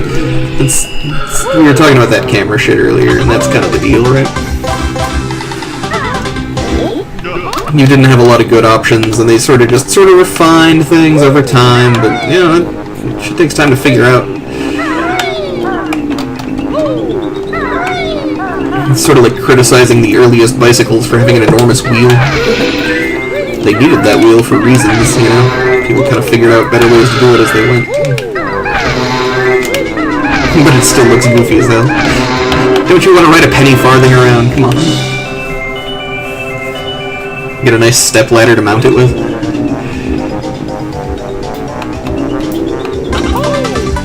Yeah, Click Clock Wood it's gigantic and the notes are spread. Like, there's so many of them later in autumn and winter that... even if you... so, like, a lot of the jiggies are really involved, too, and require you to go through each and every... like, you need to do a thing in each season in order to get the jiggy. And so you can lose a whole crap ton of progress by dying there. Is this the one that... okay, one of these will eat you and the other won't, so... Click Clock Wood might also be the best level in the whole game, though. Like, it's so cool. Especially, like, at the time, it was just mind-blowing. Nowadays, it's... nothing special, but... when you had super limited memory and stuff, it was a very creative way to make a gigantic level. And now we have things like Breath of the Wild, so... that there is the note I missed in practice. Got it this time. I can't tell you how many times I damage boosted to get this token before I remembered, like, oh, I can turn invincible, that's right. I'm not a bright boy. Never had much use for fancy book learning. Made friends with a bar, though. Bear, not a... not like a drink serving establishment, like the Animal. Sure. I ruled the bar.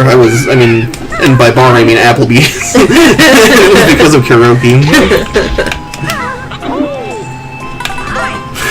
I would sing, but I swear this isn't just a lame excuse. I was driving in my car alone earlier today, and I had the radio blasting, and I just shrieked myself hoarse, so my voice would crack.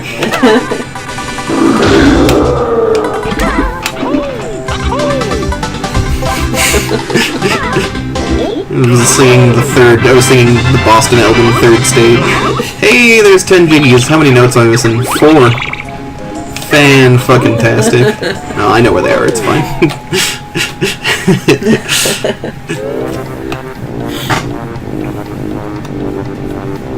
I just need to make absolutely certain that I don't die right now. Yes. But as I recall, this room is pretty non-lethal, so...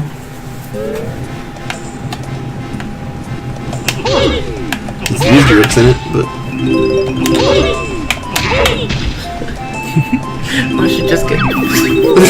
just get bodied. Yeah. Just destroyed. Alright, that is all of Rusty Bucket Bay, baby. We did it. Like to give a shout out to the Lord Jesus Christ.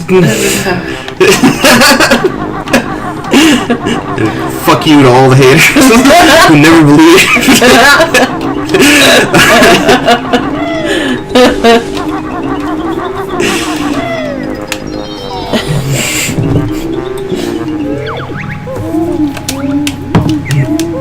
Okay, well, we got a couple of things to take care of, a couple loose ends, and I'm trying to remember if it would be faster to, like, warp places. We have to do stuff in Bubble Gloop Swamp and Freeze Easy Peak. So we're gonna go to Freeze Easy Peak first, since we're right next to it. And because it's much easier, and I don't want to race Mr. Vile, I want to race Boggy.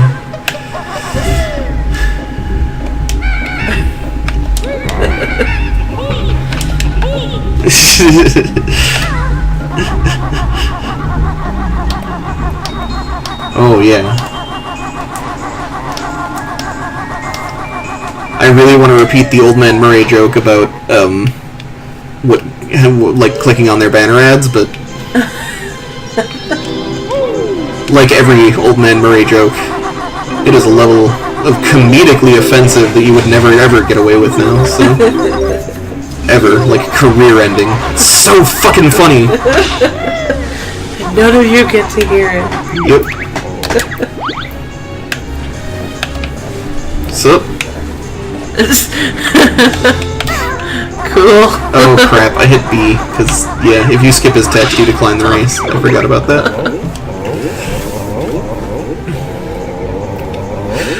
Yeah, I got a couple of tricks for Boggy. This race isn't generally a problem. My biggest deal is when I go around a specific corner, I sometimes fall in the water, and that's just lethal if you're Kazooie, so... But for the most part, jumping going up slopes gives you a ton of speed, so... And you kind of let him get past you here so he doesn't push you off the ledge, because he likes to do that.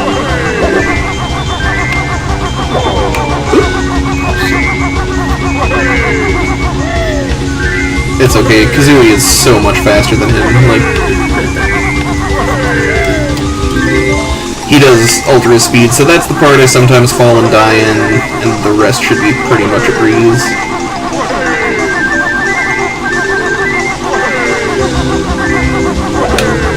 Whoop. It's okay. Plenty of time to catch up. Oh, I screwed it up. Nope. Ah, man. All my confidence. Jesus. No, bro, I got this. Man. I'm gonna blame it on the... I don't know, I'm tired. We'll do this again. I got him this time. I just screwed it up right at the end when I bonked that flag instead of going through it.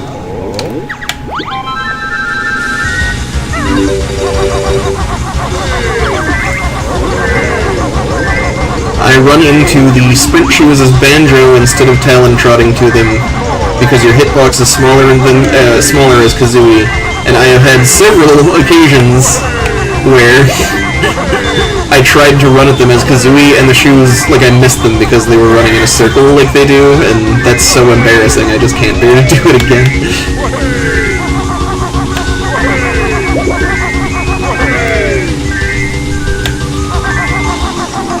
Yeah, and you don't want to be trying to challenge Boggy for space on these narrow walkways.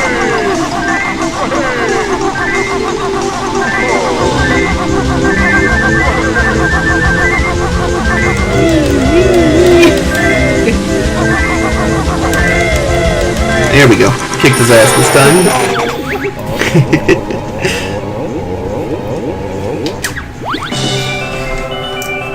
Yay! So that's our 10th Jiggy here, and then we gotta go do the Bubble Bloop Swamp one.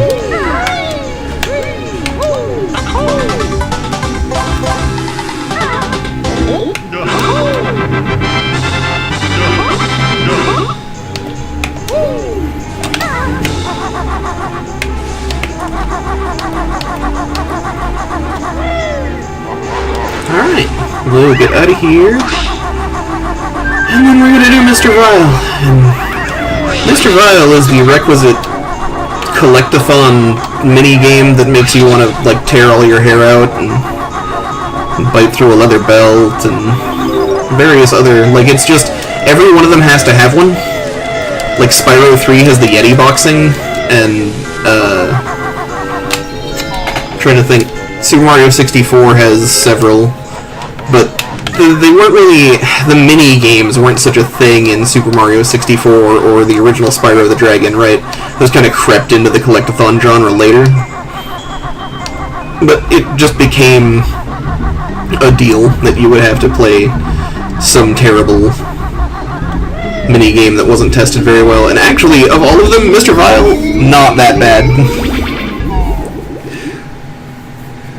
Yeah, it's time-consuming, and it's really easy to fuck it up, and I want to say it's at least somewhat luck-based. Like, I know there are speedrunners who can consistently beat him, but even they hate him. Like, even if you practice every single day, like, he's just so, he knows when shit is gonna spawn and where, and... Plus, yeah, you have to go to him, and you have to go through the stupid maze and turn into the crocodile and then walk over to him, like... Boggy, you can just kind of like run to the right and you're right there, you know? Normally they're so good about being courteous to the player about that stuff that when they aren't, it just sticks out like a sore thumb. Oh, please let this be the right direction. I'm not screwing this up, am I? I am. Okay.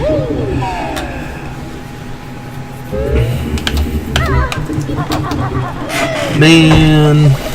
Navigating the castle is not hard, like it's usually, it's actually really well laid out and there's landmarks and stuff. I'm just...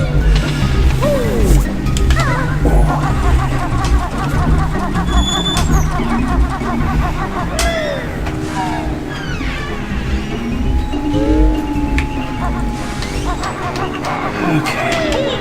Oop. Didn't get my rat-a-tat wrap out fast enough. Yeah, whatever. I wish that I could fly into the sky so very high, just like a dragonfly.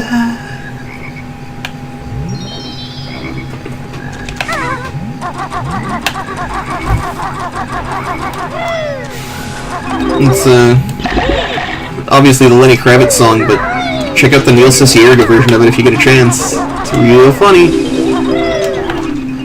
Neil Cicierega, man. Granddaddy of half the internet's best trends. Plus just generally really funny guy. He does mostly mashups and stuff now, which I guess fits because he used to do, like, Animutations are kind of Kinda mash-up-y, I guess. Oh, maybe not. I don't think we ever edited, like, the song, but definitely, like, the videos that went with them and stuff.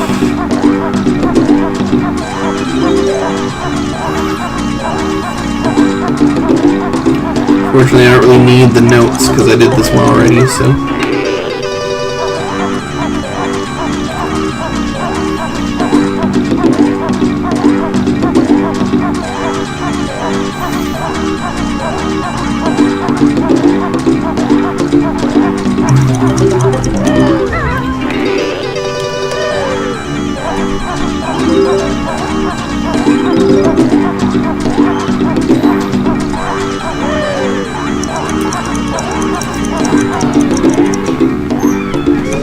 I should have killed the dragonfly. Whatever. If he gets a free hit on me, it's not a big deal. Oh, I hate when that happens. You gotta wait a second for the button to register. Otherwise, you paw swipe off the button instead of transforming, and it's embarrassing. Because he's gotta wake up from his nap first, right?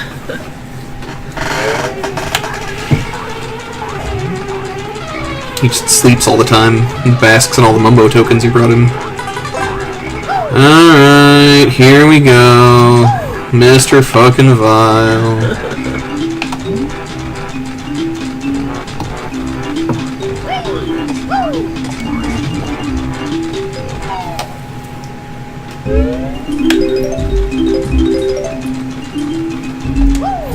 Get a load of this.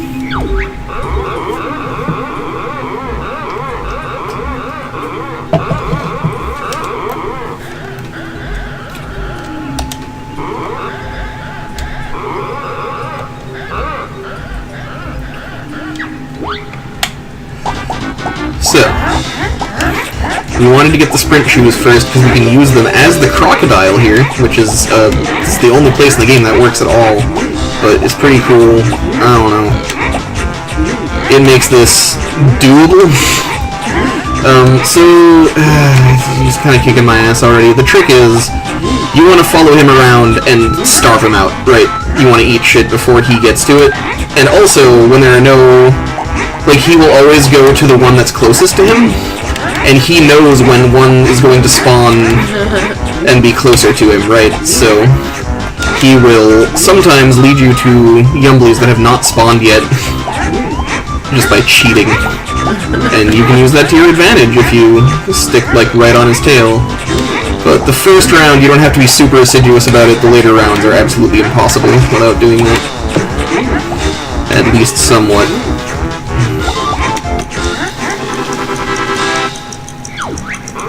Yes, I saw that on GDQ. I haven't like watched his stream and seen the full song, the uncensored version, which I'm sure is much better. But yeah, he's got a great song for this.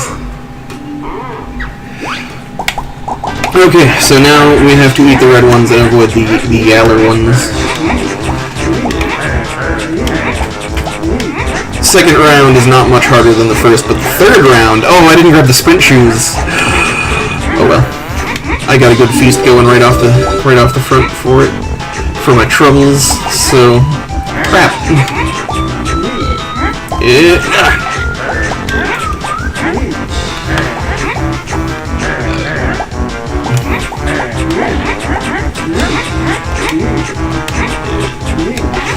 If you tie him, he wins too, so you need to be ahead of him comfortably. And also, sometimes he will just swoop around like a maniac and have a bunch of Yumblies jump into his friggin' mouth right at the end and screw you over, so...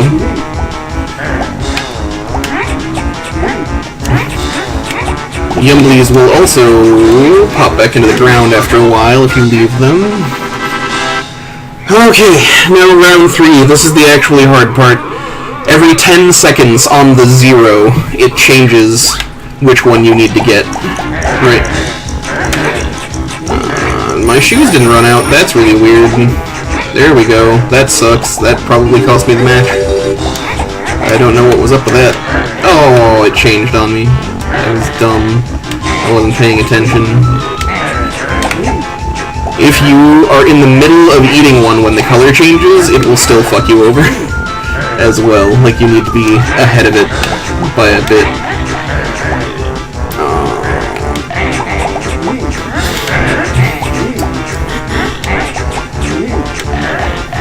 he's ahead of me. How the hell? Oh, reds. Ideally, you want to be kind of watching the timer and keeping track of when it's going to change, because...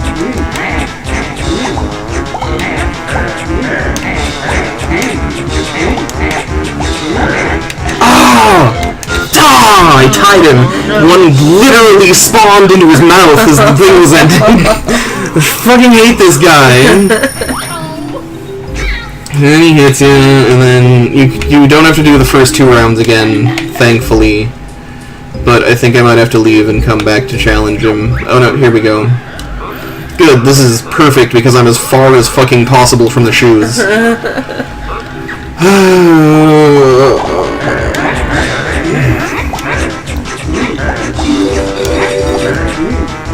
I gotta find him so I can start starving him.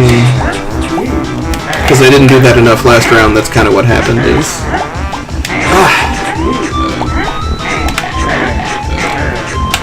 Okay.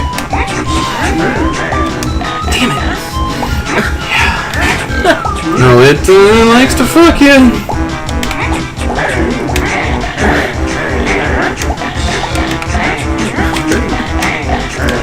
Damn it. Okay, and change now.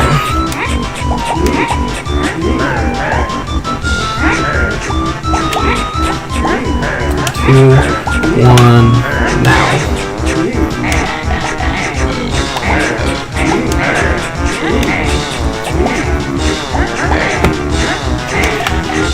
Okay, I got him this time, by 1. He got like 6 in the last second. Such a fucking dickbag, I hate you. I'm glad this is over. No. Screw off. We are never talking to each other ever again. What he offers you there is a harder version in exchange for 3 extra lives if you beat him, which is insulting. Fuck you, those are worthless. Alright, I have a little bit of extra time on the stream, so what I'm going to do is open up Click Clock Wood. But we're not actually going to run it tonight because that would be... It'd probably be midnight this time by the time I got done. Whoa! Let's see if we can do that again. Whatever. the old clipperooski, I believe they call that. Clipperooski. Oh, okay. That was my barber.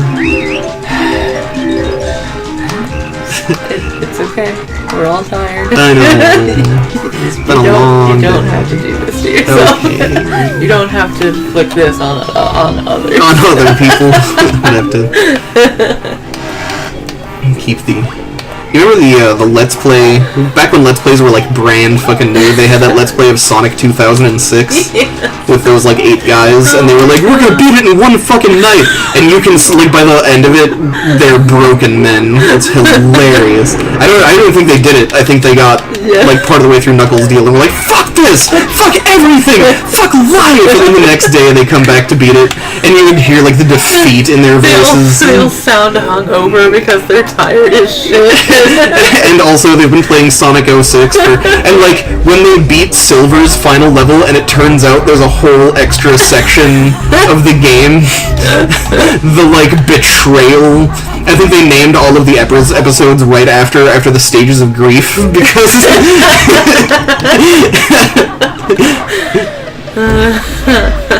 which is not at all hyperbolic. That game is maybe the worst ever made in terms of like actually shipped AAA products from major developers. Obviously, there's plenty of shovelware on Steam that's worse, but in terms of like a major franchise, like you've never seen a Mario game that bad, right? There's been a couple that were a little rough, but nothing on anywhere near that. Like Sonic 06 is unplayable.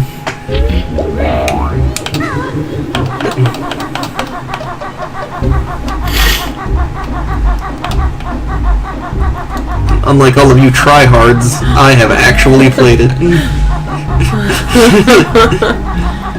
Probably shouldn't be so insulting. Like, it can be played by people who routinely break shit and then continue to play the broken thing that they broke. Yes. Speedrunners spend all day trying to break a game so that they can play the broken game. I've actually heard Sonic 06 is really good to speedrun. Yeah. Because once you get used to the foibles of it, it's totally predictable and there's no RNG of any kind. So it's just like the tricks work because it's so easy to clip and stuff. Oh, thanks, Mickey. I did good today. That is true. I think Click Clock Wood's 100 notes might be the hardest thing in the game to do, so I've got that ahead of me yet, but yeah, for the most part, I've cleaned up all the really, really difficult stuff. Gruntilda is also really, really tough as a boss, but I've beaten her consistently enough that I think I can generally handle it. So this leads us to Grunty's Furnace Fun, but you need 810 notes to get through the door that actually leads you to the boss, and many, many more if you want to get all of the secret extra stuff, and you know we do, so...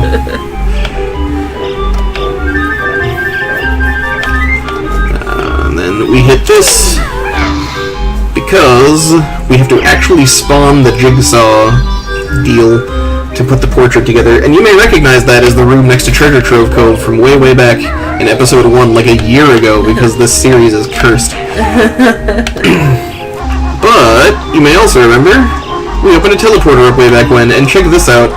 I know it was ridiculous, but I actually found this myself without any help, and it's really well hidden and cool. I like it.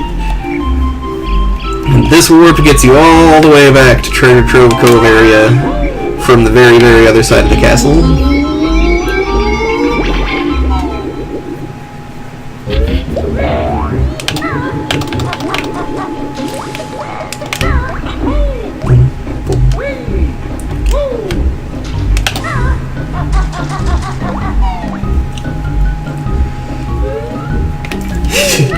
I've watched Stiggity Bobo's stream and he totally hums the theme music, so even somebody who's played the game like it's their job for years,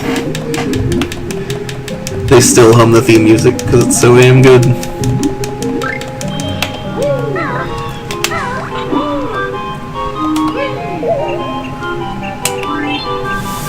I also like that the camera angle that shows you this platform spawning very specifically shows you the Mumbo token that's hidden behind the root, in case you missed it earlier. They're always doing little stuff like that to show off some of the better hidden stuff in the game, and it's very clever. Okay, well, we got through what I wanted to get through, and got through it in one clean piece, so I'm gonna call this a success. Episode 3 is in the can! I'm gonna cut it here because I'm gonna pass out. So it was fun hanging out with you guys. Nice to meet you, Mickey. Come hang out again sometime. You're very nice and positive. We will see you guys later. Bye.